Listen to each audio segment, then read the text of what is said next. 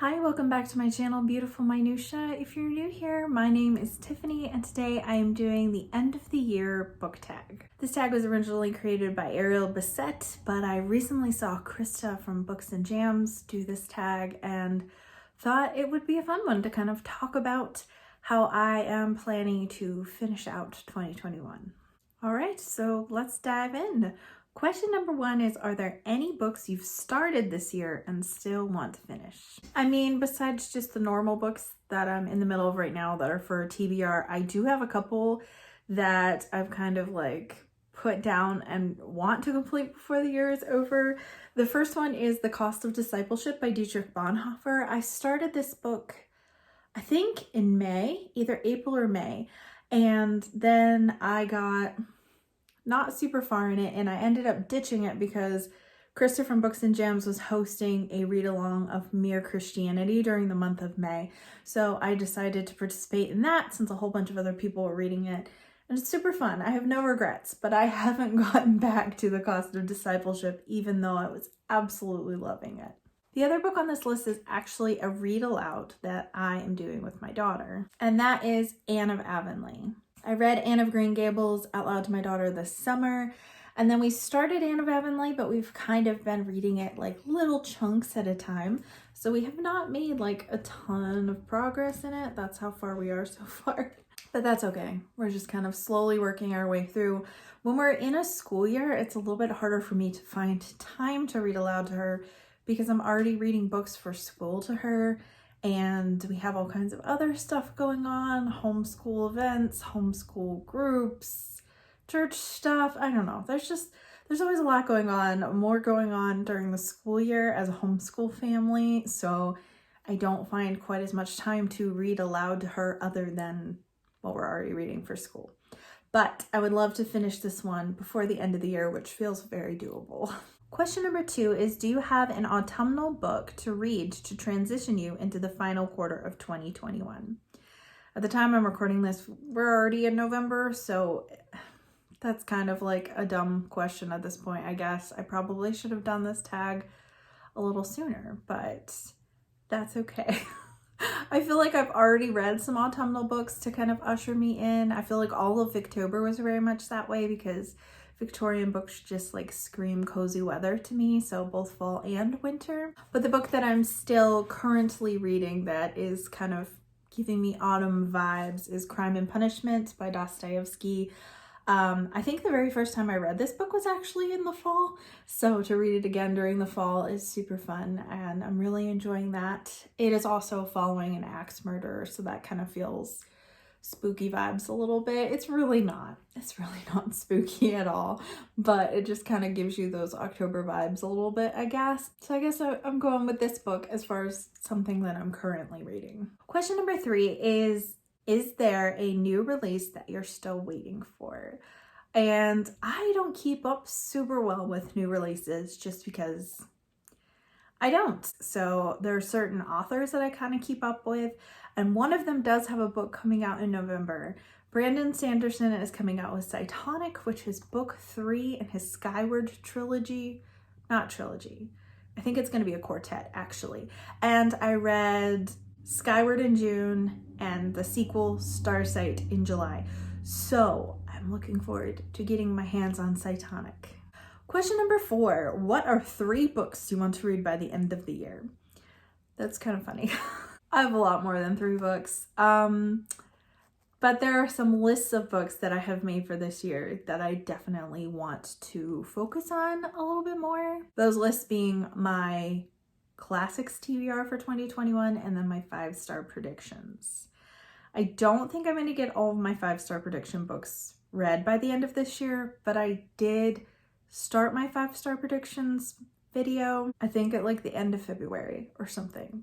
So I guess as long as I finish it within a year, I'm good. I don't know. I am doing much better on my classics TBR than I am on my 5-star predictions. I actually only have 2 classics left. So one of them is the Iliad. I was supposed to read this in August and just kind of ran out of time. So hoping to squeak that in. And then I have one more book on my classics TBR, and that's Little Women by Louisa May Alcott. I have not read this book. I know. I had a discussion box up on my Instagram lately where people could put book titles in there, and then I would say whether or not I read them and what I thought of them.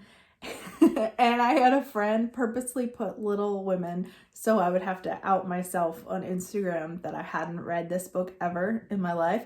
I've seen the movie, like the 90s movie, and I think I read like an adaptation when I was a kid, but I have not actually read the full unabridged version ever in my life, which is really shocking, especially when you consider how many classics that I read. But I haven't read any Louisa May Alcott yet. So this will be my first one, but ever since I planned to read this year, I have been waiting for December to read it because it just feels like perfect, like Christmassy book. And I know that the opening scene takes place in Christmas. So I'm really looking forward to reading this. I already have a subscriber friend, Kelly, that I'm planning to read this with. We're going to read it together. And I have been looking forward to it for months. So that's the other classics book I need to get to. And then I have some books on my 5-star predictions, some of which are nonfiction, so maybe I'll knock them out in nonfiction November, but A Man Called Uve, or Uva, not sure how you pronounce that. That is on that list also, and I think it's very doable for me to get to this year. I think the other book that was on that list was The Way of Kings, and I don't think I'm gonna have time to get to that one because it's like 1,000 pages or something. So, I mean, we'll see, but I have a feeling that that's the one I'm not going to get to this year, but this one feels a lot more doable.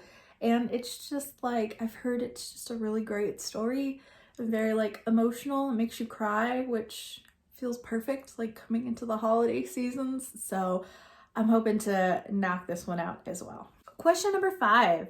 Is there a book that you think could still shock you and become a favorite of the year? And to that I say, yes, absolutely. I think there's a very good chance that Little Women could end up being my favorite book of the year.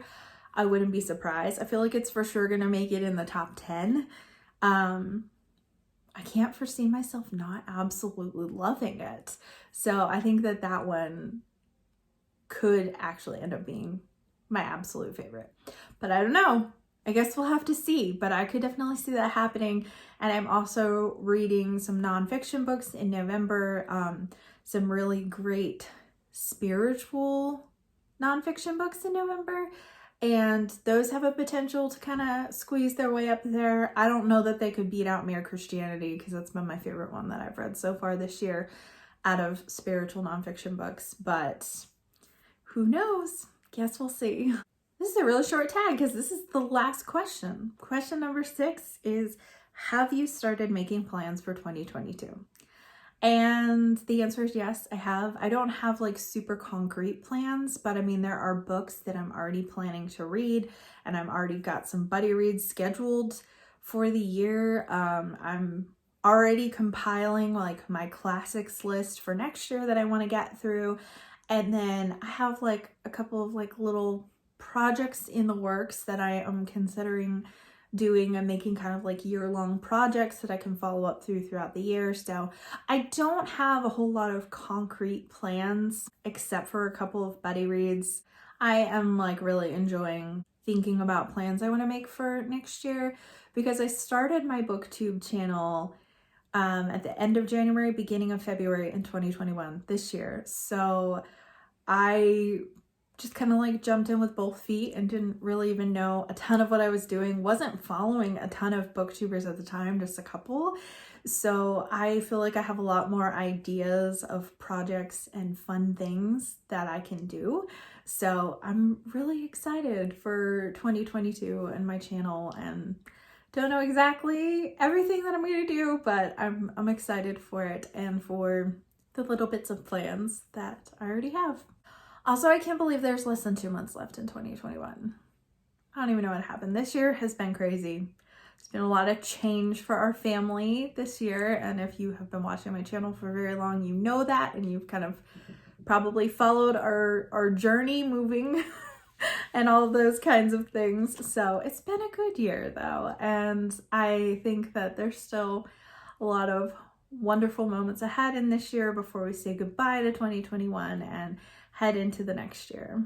I would love to hear from you down in the comments below. I would love to hear if there are books that you've started and kind of like soft DNF'd throughout the year that you still want to finish for the year's up, or if there are just books that are on your list that you're like, I have to finish this year, I'm going to try to finish it this year. I would absolutely love to hear from you, to hear like what kind of books are still on your list for the rest of 2021. Thank you so much for watching. If you like this video, please hit like and also subscribe so you can continue to see more bookish content from me, and I will see you again next time.